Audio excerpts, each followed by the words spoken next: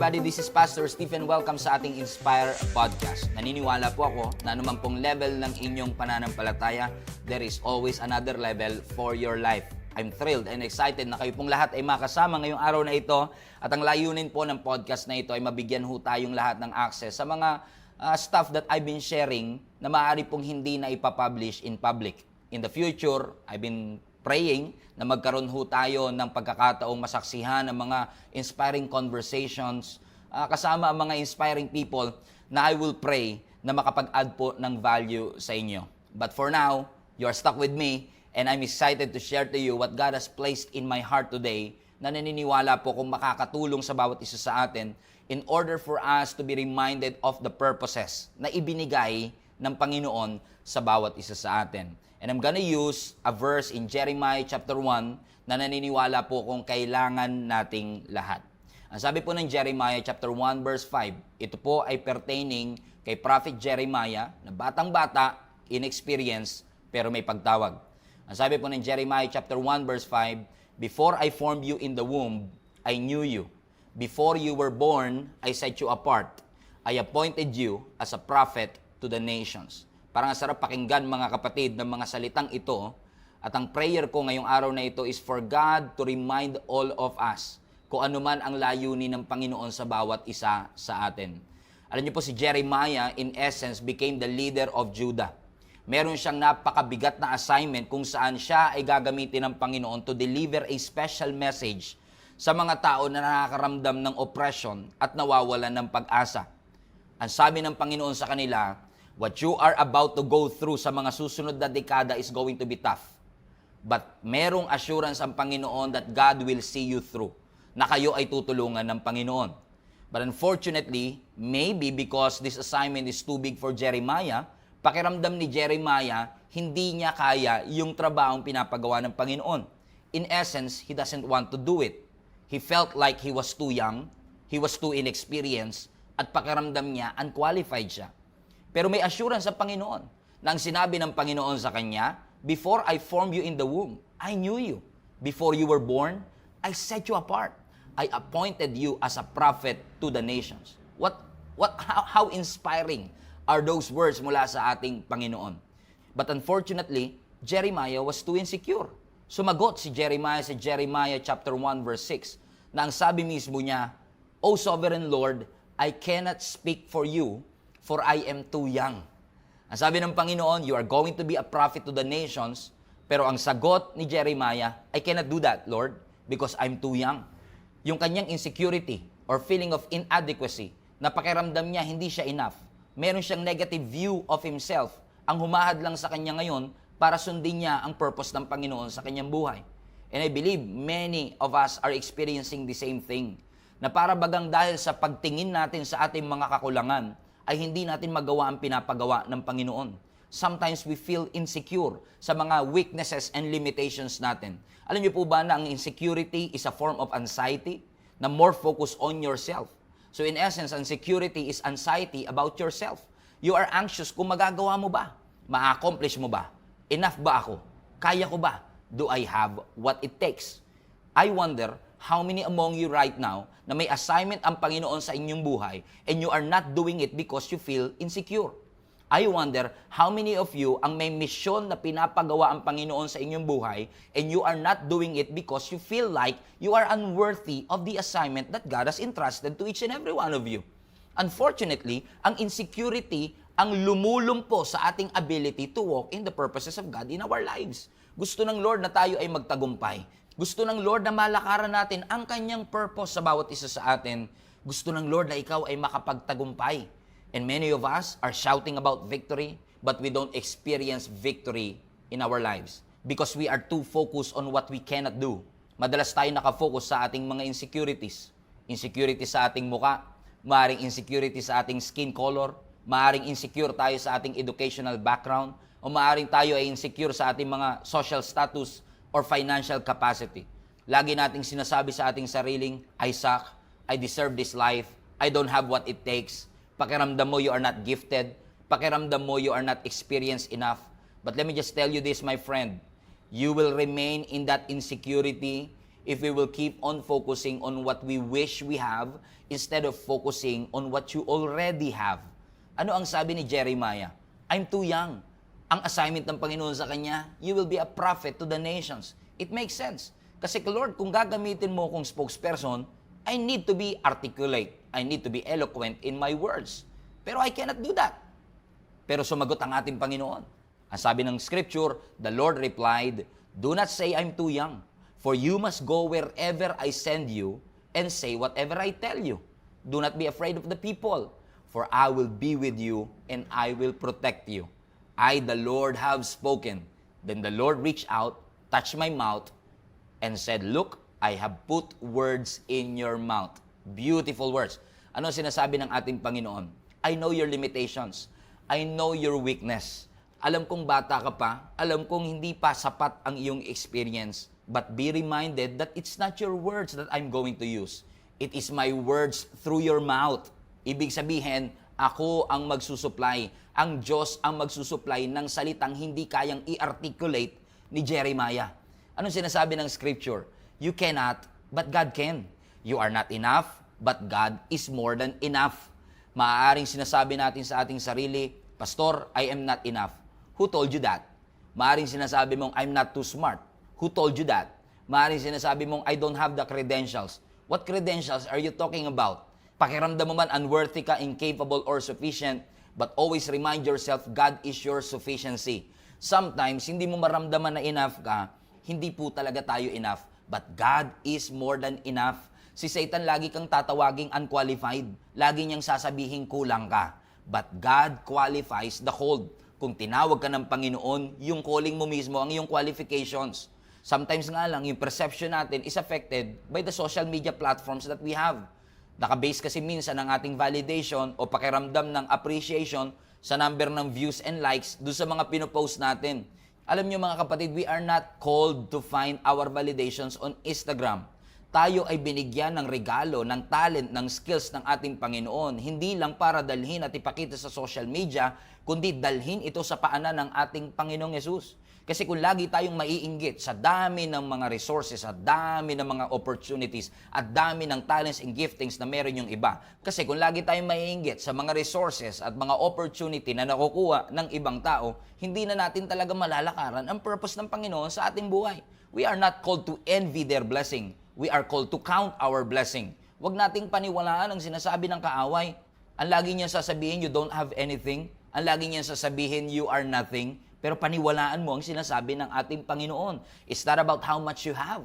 It's all about what you do with what you have. Ano mang bagay na meron ka, paano mo ini-steward, paano mo ginagamit ang mga giftings na pinagkaloob ng Panginoon sa iyong buhay.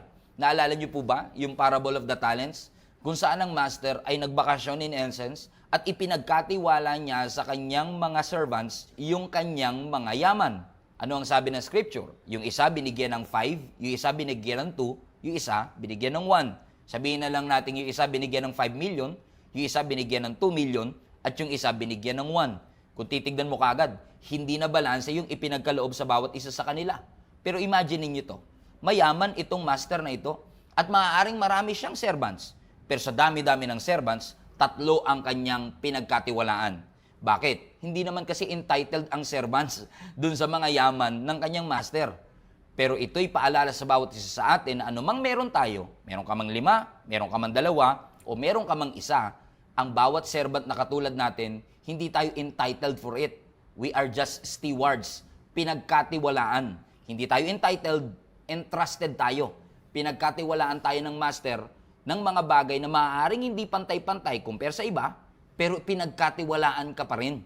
Maaaring iniisip mo, Pastor, hindi ko deserve ang 2. Pastor, hindi ko deserve ang 1. Oo, maaaring sa palagay natin, konti ang 1. Pero di ba ang deserve natin, 0? Pero binigyan pa tayo ng 1. Binigyan pa tayo ng 2. Ito'y paalala sa atin. Mabuti pa rin ang Diyos sapagkat meron siyang inintrust sa bawat isa sa atin. Yun ang sinasabi ng Panginoon kay Jeremiah. Alam kong hindi mo kaya magsalita. Alam kong bata ka pa. Pero ako ang magsusupply ng salita sa iyo. Ako ang mag-i-entrust ng ability for you to speak.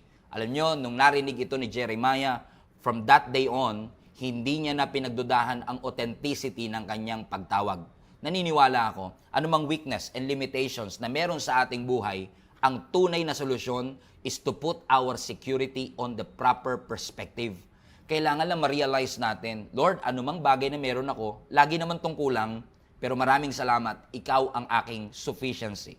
Kung babalikan natin ang Jeremiah chapter 1 verse 5, there are a lot of assurance right there na pwede rin nating panghawakan sa atin kung tayo man ay tinatawag ng Panginoon sa kanyang mga layunin at purpose at pakiramdam natin we don't have what it takes.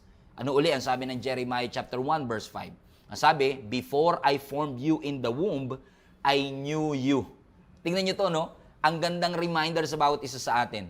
Ano ang sabi dun sa first 4 words? Before I formed you. Ibig sabihin, ang Diyos mismo ang nag-form sa atin. Alam niyo po ba, ang Hebrew word ng salitang formed is that word framed and fashioned. So kung i-rephrase natin, before I fashioned you, before I framed you, ibig sabihin, I formed everything about you. Lahat ng bagay na meron sa iyo, si Lord mismo intentionally niyang ibinigay at ipinagkatiwala sa bawat isa sa atin. Tingnan nyo nga naman ang Panginoon, napakabuti niya sa ating buhay, na siya mismo ang nag-frame, siya mismo ang nag-fashion, at lahat ng bagay na meron sa atin ay ibinigay mismo ng ating Creator. Kung mapapansin nyo sa panahon natin ngayon, kapag ang isang bagay ay handmade, mas mahal. Handmade na bag, handmade na sapatos, ano man bagay na handmade, mahal. Bakit nga ba mahal kapag handmade? Kasi 'di ba kapag handmade ang isang bagay, halimbawa bag, kapag ang bag handmade, ginawa ng kamay, it represents the person who made it. Para tayo nagkakaroon ng sneak peek sa buhay ng taong gumawa nito. At kung tayo ay handmade, formed ng ating Panginoon, para bagang every time natitignan ka ng tao, lagi siya nagkakaroon ng sneak peek kung sino ang creator ng ating buhay. Minsan nga lang, may ugali tayo na ang bilis-bilis nating husgahan ng finished product na hindi naman natin na-witness yung focus and hard work na nilagay nung taong naglikha doon. And sometimes, people will easily judge you based on what they see sa iyong current situation, pero ikaw ay pinaghirapan ng Panginoon. Ikaw ay creation ng Panginoon. He formed you. Pero hindi nagtapos doon. Ang sabi ng Scripture, before I formed you in the womb, I knew you. I love that part. I knew you. Kilala ka ng Panginoon. In fact, ang Hebrew word nito, I know you in a personal way. Kumbaga bago ka pa i-form, i-fashion ng Panginoon, He already had the picture before He even started molding you. And sometimes sa mga tao, they will judge you based on where you are right now, pero nakita na ng Lord ang iyong destination. Madali tayong mahusgahan ng tao based on where we are right now without even referencing kung saan tayo nanggaling. Gusto ko lang i-encourage ang bawat isa sa atin. Malayo ka pa, pero at least malayo ka na. At alam ng Diyos yun. Maaaring mahusgahan tayo kung nasaan man tayo naroroon ngayon, pero alam ng Diyos kung saan tayo nanggaling. Maaaring hindi tayo perfect, pero at least meron tayong progression. And I believe kung tayo ay lagi lang kakapit sa katotohanan ng kilala tayo ng ating Panginoon, siya ang nag-frame at nag-fashion sa atin, mas magiging magaan at payapa ang ating buhay. Lagi mong tatandaan na hindi ka man lantad ngayon, hindi ka man hayag ngayon, hindi ka man nakikita ngayon, ang effectivity mo ay hindi naman nakadepende sa iyong visibility. Hindi porket ikaw ay non-visible ay hindi ka na effective. Hindi mo kailangan ng stage, hindi mo kailangan ng spotlight para maging epektibo kasi kilala ka ng ating Panginoon. Be secure where you are. Where you are is not an accident. Huwag mong pagdodaan ng iyong sarili. Minsan kasi mas may tiwala ka pa sa ibang tao kesa sa iyong sarili. Always remind yourself, minsan mas kilala pa tayo ng Panginoon kesa sa pagkakilala natin sa ating sarili sapagkat siya ang lumikha sa atin. Ano sabi uli? Before I formed you in the womb, I knew you. Pero hindi pa nagtapos doon. Before you were born, I set you apart. Everybody say, I set you apart. Wow! Ano ang sinasabi ng Panginoon dito? You were consecrated. You are sanctified.